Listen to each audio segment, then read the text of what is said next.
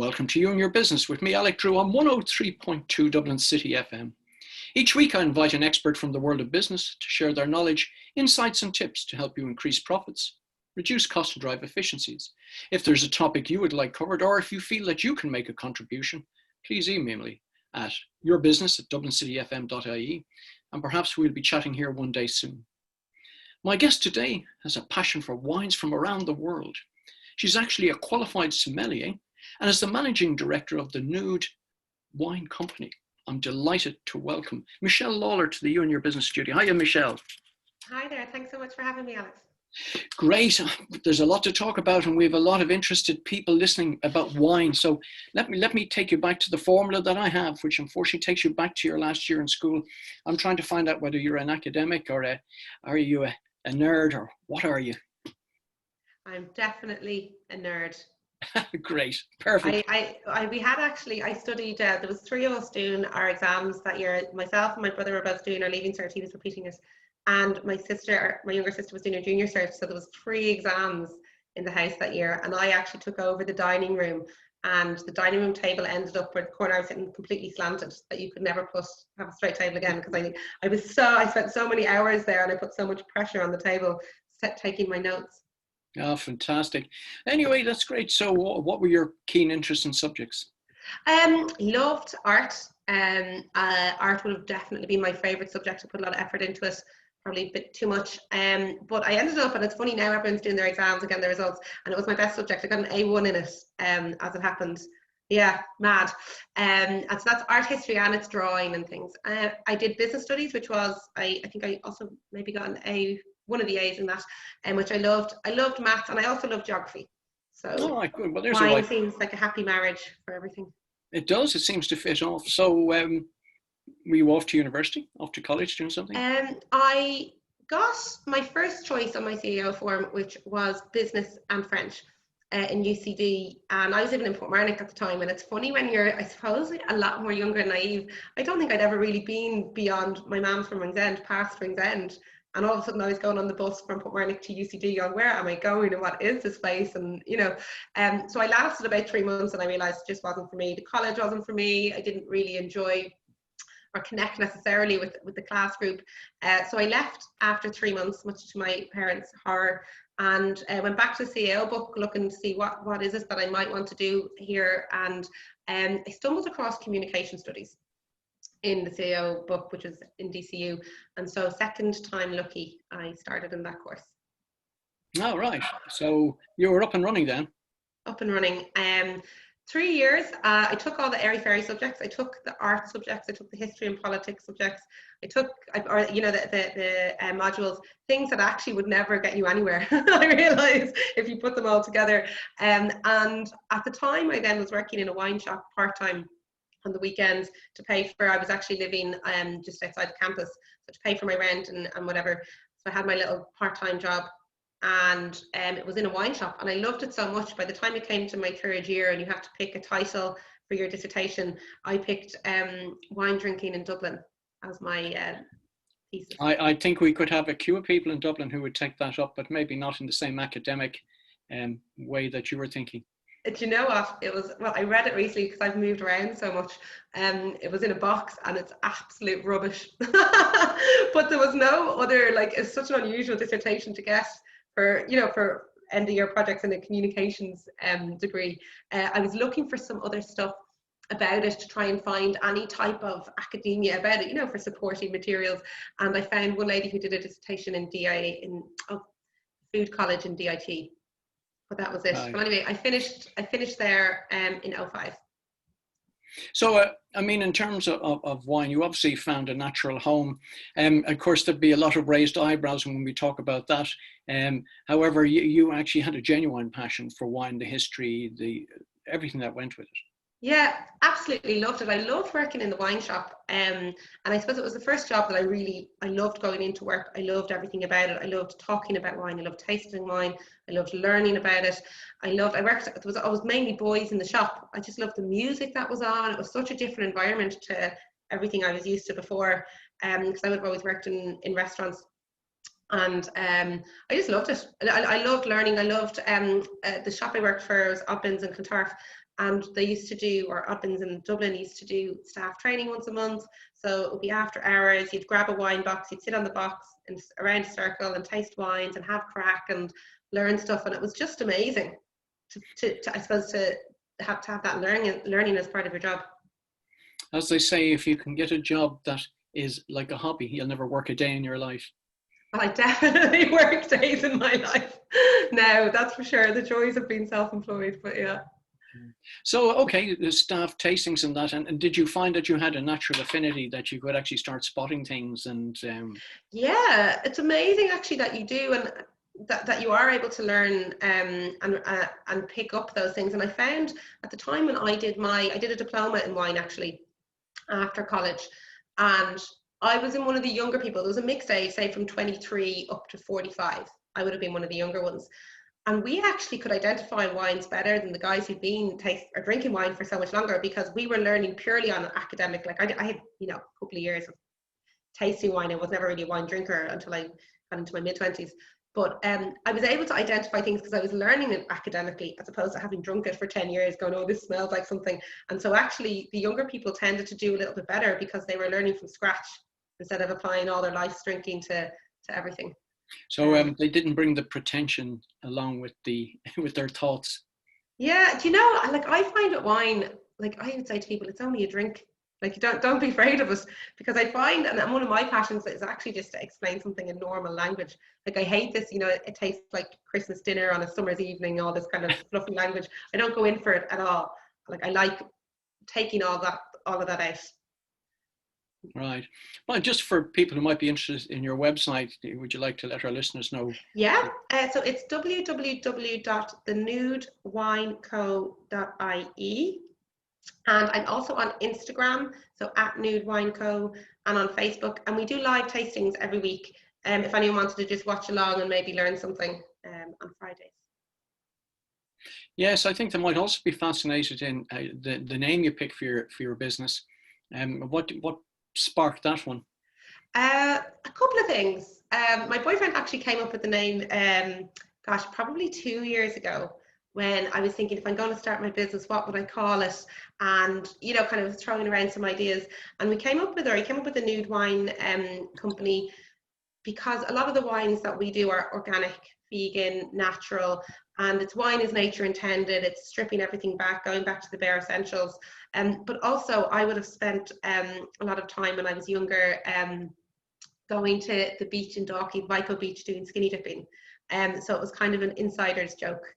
So a bit of who I am and a bit of what I stand for. So sort of, natural in every sense of it. Oh, natural. Yeah, indeed. Yeah. Fantastic. Okay, you better start watching out for people with binoculars. I haven't been in years. The last time I went, my friend was home. We used to go together, and he now lives in Canada, and he was home, and we had a great time, and we took a few photographs, and I was looking, on our iPhones, and anyway, I was looking back at them there, and sure, there was all sorts of things in the background. I thought, Jesus, I'm not coming back here. Yeah, but I mean, it's nice because there's a nice tie-in between what you're saying there, as you said, and uncontaminated things. So the staff tastings and things, but this led you off to somewhere like London. Tell us about that. What sort of took you there? So I went to London. I suppose I'd always kind of planned on it to go away. I was supposed to go with the guy I was living with at the time. We were in college together, and we had planned to go to London together. And about a month before we were supposed to leave, he had his own business, and he said, oh, I'm going to have to stay. I was like, oh, you're kidding me. So I went by myself like a lunatic, and got a job in a restaurant, which was brilliant. And it was a guy called Robert Siegler, who really, I suppose that when you talk to some people, they would say, oh, someone took a chance on me, and it was making of you, in some ways. And he took a chance on me, and it was brilliant, because I was like proper green, off the boat. Pardon both of the puns there, because I was, I was called a paddy. It was terrible. But he just took a chance on me, gave me a job, gave me a lot of responsibility, and he let me design a wine list. And it was, for me, it was pure academic, because I was really only just finished my diploma. So I didn't really have years of experience behind me drinking wine or anything. I just had the few years that I was working. So it was brilliant. And after a point, I got fed up working the late nights, living the late night lifestyle. And there was a job advertised with one of the big dynamic importers called Liberty Wines, looking for an apprentice. And it was a spin-off of Alan Sugar's TV show. Now, it wasn't the same thing. But there was 60 or so people applied, and I got down to the final two, and myself and another girl called Nicola. And Nicola was actually a corporate lawyer, older than me, working already and they couldn't decide between, I suppose, the restaurant person, you know, the on-trade, working professional, and we both got picked for it, which was brilliant. So we worked together for a couple of years, but we were sent all over the world, and like, it's amazing when you have a sum of brilliant experiences. Fantastic. We'll go through those in a minute. I just want to go back to your guy in London there, because one of the key themes I find when I'm interviewing guests is how often they got opportunities thrust upon them, and sort of embraced those challenges, which made them a better business person as they went forward. Yeah, it's amazing. I remember I had to put together the stock sheet, and he said to me, "Now put in par levels for everything." And I was like, "Okay." And then I called my mother, who worked in stock control, and I was like, "Ma'am, what's a par level?" You know, which is your basic stock levels. But sure, I didn't, like, it literally went from being a waitress to, you know, running the wine element of the restaurant, and it was amazing. And you know, once a week he used to say, "What is it you'd like to taste? Is there something here you'd like to have a taste of?" Or if his wife or any of his friends were in the restaurant and they'd open something nice, he'd always give me a taste of something and say, "What do you think of this?" And it's amazing. It just fills you with so much passion and knowledge and experience, and invaluable to actually have somebody like that. Yeah, I mean, really, I think we all need a mentor of some sort, or we have many mentors in our business life. And I think you're probably just identifying one of them that also spurred on your passion for wine. Yeah, absolutely, absolutely. And I actually haven't spoken to him in years. I did keep in touch with him after I left the restaurant, but actually after I left London, I didn't, sadly, which is not very good, I suppose. All right, well, there you go. There's a to-do list thing for you. Yeah. So anyway, yourself and Nicola found yourselves with the world at your feet. Yeah. New opportunities. Tell us what some of those experiences were like. So part of the experience was to do a vintage in New Zealand and a vintage in Italy. Now, we did our New Zealand ones separately, we did our Italian ones together, and still at some of the funniest times that I had. We arrived in this winery in northern Italy that hadn't been used in years. And I can't even, like, the winery hadn't been used, but all the grapes were coming. So you just had to make all the jigsaw pieces fit together, but none of the jigsaw pieces fit together. So it was just, at one point there was grapes all over the ceiling because it was an indoor winery. And at the end of the first day, we'd worked from 6 a.m. and it was about 10 p.m. And both Nicola and myself had been learning Italian by the headphones by, I can't remember the guy's name. He's actually a Polish guy. He does those language courses. And I couldn't drive at the time. So Nicola went down, and there was 2 winemakers and the 2 of us. So they had like 2 professionals and 2 complete rookies. And Nicola went down to get beer and pizza. But we were both quite, I suppose, proud, would only speak in Italian in Italy, even though we didn't really know any Italian. And Nicola arrived back, and there was a pepperoni pizza, a margherita pizza, loads of beers, and one pizza, when she opened it up, had frozen chips and a fried egg in it. Because and the whole holiday was just stories like that, where it was just, and we were exhausted. All we could do was laugh, and I think we probably ate the pizza. It was funny.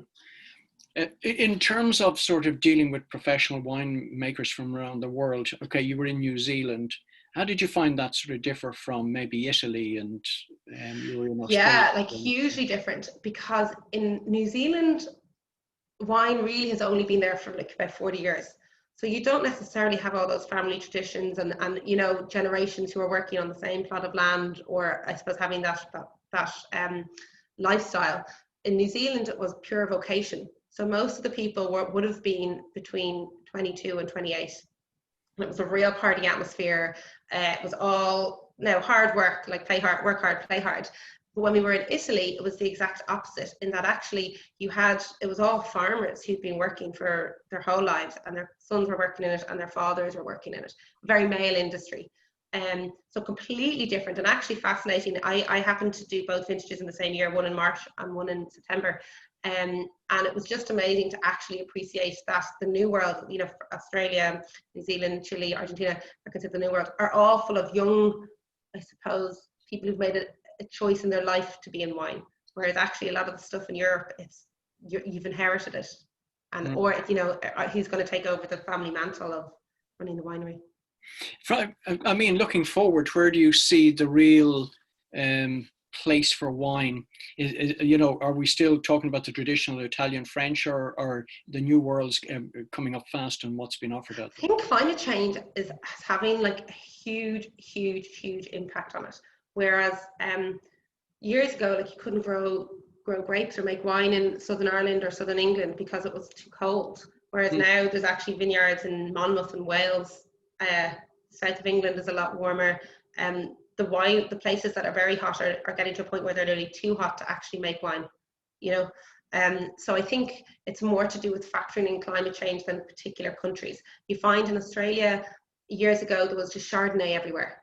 And it was all made with these, like, you get that vanilla oak flavor of Chardonnay that would actually be in a tank, but it'd be like, imagine a giant tea bag with vanilla flavored oak chips just simmering in it, putting in that vanilla flavor. Now I find you've got a lot more understanding of the land, grapes growing in the right places to make the best of it, instead of just throwing it down anywhere and seeing what will happen, which is what would have happened for a long time. We'll follow on this wine conversation in a second, but you weren't finished with your traveling. You took a trip to Hong Kong on a wing and a prayer, I think, as you described it. Yeah, I booked a one-way ticket. I don't know why I chose Hong Kong. I can't remember, but I booked a one-way ticket to Hong Kong. And I'd only been in Asia once, maybe 4 years previous. I'd been in Thailand. And I arrived in Hong Kong with my suitcase, and I actually just had a heart attack. I was like, what have I done? But I had, before actually boarding the plane, had contacted some of my mentors and said, I'm moving to Hong Kong. Do you know anyone in Hong Kong that you can introduce me to? So I had set up, or I had quite a few email addresses, and a friend of mine had said, rather than send out your CV, tell them that you're very busy and you're doing interviews on a particular day and ask them what time would suit. So I basically copied them in that email, and only in naivety and bravado, now I would never do it, sent off these emails, and the replies came back, and I got 10 odd interviews. I got offered a bulk of jobs, had my pick of them, which was amazing, ended up working for a brilliant company, and I was in Hong Kong 5 years in the end. But just had I known what Hong Kong was, I probably wouldn't have gone. That's just pure naivety. Well, I mean, sometimes that's the best way to be. So if you look at a combination of things there, as you said, naively going to Hong Kong, what the hell am I doing there? But the experience of being in Hong Kong, which you had 5 years of it. And also I thought that sort of piece of influence from your friend to say, tongue in cheek, I'm around, so when can I fit you in, sort of thing, and how it paid dividends. And I think entrepreneurs need to have that sort of bravado and courage around them. Yeah, absolutely. And I'm lucky to have conversations with people with that mindset, that actually you can get really good advice. And I'm quite lucky to have a lot of people in my life who would be business people and who would, I suppose, also believe in me to say, just, you can do this, sure, go for it, instead of saying, I'm going to go to Hong Kong. Why would you do that? You're mental. It was like, brilliant. When are you leaving? Can I come visit? I think people who are in business, and I suppose it's a great lesson for those who are intending coming into business, that there's a huge amount of advice and mentorship free of charge out there, and encouragement for people, which they often don't realize is there. Yeah, I'm in actually quite a few networking groups, and I would be in, the Chamber of Commerce and various things. There's a women's network group that I'm in, and I was also just off a program with the Ryan Academy called Female High Flyers. And it's brilliant. You just have loads of people who have experience in different parts of what you might need help with, and they'll ask you for advice, and you're able to give it because you've done some of it yourself, but invaluable. And actually, had I not been in some of the networking groups, I wouldn't have started out by myself. I remember looking around the room going, if these guys can do it, I can. Probably foolishly, but anyway, Yeah, it's having that can-do attitude, and what you find is plenty of supportive people out there who will encourage you to say, yes, do it. Which is fantastic. So, I mean, obviously you came back and the recession was kicking off nicely here. In 2012 or in 2017? The earlier part, 2012. No, 2017. I think we came out the far side of that. Yeah, exactly. No, I came back from London in 2010. All right. And I was here for a year and a half. So that was in between London and Hong Kong. But I was actually working in Ireland, and I thought it's time, I didn't find it challenging enough in some ways. And I just was sick reading the news, and it was amazing to get to Hong Kong where actually I couldn't read out most of the newspapers. There was like two main ones in English, and everything else was just for, white noise. And even in the office, I'm brutal now in an office environment, because I was always in a Chinese office environment. I can actually tune out very well. I would know in Cantonese whatever the trigger words would be, like cheesy, which means crazy. Like if the tone of the voice was one of the girls saying something, I'd be like, okay, something bad's happening because she's calling somebody crazy, so I need to actually have a conversation. But it's a funny one working in an environment where you're the minority and you don't understand, and I actually was happy with that, which is, Yeah, no, it's a fantastic thing. But I mean, with all of the experience that you had, it sort of primed you to set up your own business, which you did a couple of years ago. So I set up the Nude Wine Company. I finished being employed in April 2019. So I started to get the business going in May. But it took 6 months between, especially with wine, it's quite regulated. You have to go to court, you have to get a license, you have to be VAT registered. I also have to put together all the content for, I don't know if you ever, when you do a website, there's so much content involved in creating it: images, words, products, descriptions. So I was 6 months nearly by the time between starting to get the business going and actually beginning trading. And I think just because it's such a regulated one, if it was a different industry, I wouldn't have had to. Yeah. And of course, then again, you decided to take on the challenge of COVID just to go with that. COVID was brilliant for us. We were so lucky, and we knew when the business started that we needed a recession to come along to change something, to change a buying pattern, or to change for something different to happen. And when COVID came originally, it was panic because I had all these events scheduled and I had to cancel them all. Refund people, because I would have done a lot of wine tasting courses and events.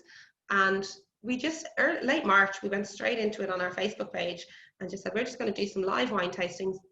I don't know if anyone will watch it. I don't know what will happen here. But we ended up having quite good traction. Certainly at the start, I feel people probably tired a little bit of all things virtual coming up to around now. But we were flat out busy doing that. And we got loads of business. We got loads of corporate business. We had 70 odd people on our database at the start of March. And now there's over 500. And our sales tripled because, like, COVID, people didn't want to go to the shops, they didn't want to queue, they didn't want to touch anything. They'd seen us do our wine tastings and describe things, and it looked fun. And a lot of times with online businesses, people want to connect with who the owner is, who's the face behind the business. Is it a two-dimensional page? And our website has a lot of video tasting notes and things, so people are able to kind of get that shop experience without having to go to the shop. Yeah, it must be posed an interesting challenge, but again, this is the sort of pivoting power of the SME when you trust into it. In terms of what were one of the key things you were able to do with COVID that the bigger outlets couldn't do?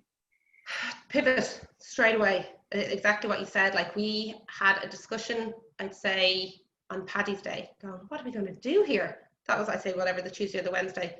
And on Friday, we were doing live wine tastings, and we were one of the first people to do them.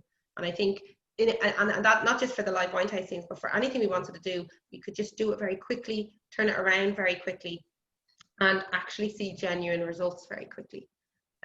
Just for our listeners, again, you might like to tell them the website address and where on Instagram where they might find you.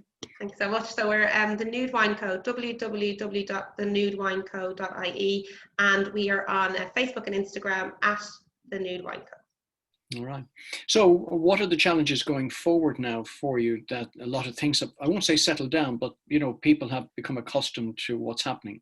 Yeah, we're working on our Christmas campaign now, but we're so busy doing a lot of the virtual wine tastings for corporates. We found we do a thing called Wine and Crack. So it means that businesses can have their staff on and do bonding, team bonding, team nights out, or customer prospecting. But we're so busy with that, actually we're not able to manage the website, or we've I would say, neglected our tribe a little bit. So the challenges we're having now is to try and balance everything out, and not to put all our eggs in that virtual tasting basket, because that will dry up, it will change, it'll become obsolete in 6 or 9 months' time. So to make sure that we're also looking after our regular weekly custom of end users or online ordering, you know. Without the ability to travel, how do you find yourself being able to cope with what's coming down the track and what's good and better? In terms of business or in terms of wine? No, in terms of wine. So the wine suppliers send us samples to have a look at. It's quite hard. Ordinarily, you do a trade show, so you'd go into each supplier. They do once or twice a year. They'd open up 100 or 200 wines, and you can go around and taste them and find what's new and cool and missing from your list. Now it is a lot harder, I wouldn't lie. And also, ordinarily, if you're doing one of those big trade shows, the wine supplier has 300 people in the room, so they only need to open, you know, 1 or 2 of everything, rather than sending out 300 bottles all of the time. So it's you know, having conversations with the suppliers, asking them what's new, telling them what you're missing. But yeah, it's hard, definitely hard, a lot harder to keep relevant and keep new things. And like anyone will testify with an online business, you need something new every week. You need something to talk about every week. So yeah. And are you a new wine person or the old school? I would say that I would describe myself as Chardonnay. If I could be any grape, I'd be Chardonnay. I don't know if that makes me new or old. I like quite savoury, rich wines. But I'm open to anything. Like, I drink everything. I never say no to anything. You have to look at innovation. Like, you know, you can't turn your nose up and say no, this is always the best. Like, you have to keep your eyes open and see what's coming. I mean, we're not a million miles off Christmas, and people are always looking for gifts, and wine is usually quite an acceptable gift. Is there anything in particular people should be looking for that would be what you might call exceptional value and appreciative? Yeah, I think the wines of Italy, wines of Spain tend to be really, really good value. I would do a little bit of research into what you're buying, if it's a nice gift. But Spain and Italy are brilliant value for money, especially if you're looking at Christmas dinner wines with a bit of food, all those flavors. Wines from Tuscany are brilliant. I think wines of Spain are fascinating, and you've got this whole wave of really cool winemakers doing really interesting things with quite small grapes that were nearly extinct. So I think advice I'd give to people is do a little bit of research. If you're going into a shop, talk to the person in the shop, tell them what you like, and ask them if they've got something similar. Likewise, if you're on a website, have a look around, see if there's something that you like, ask for help.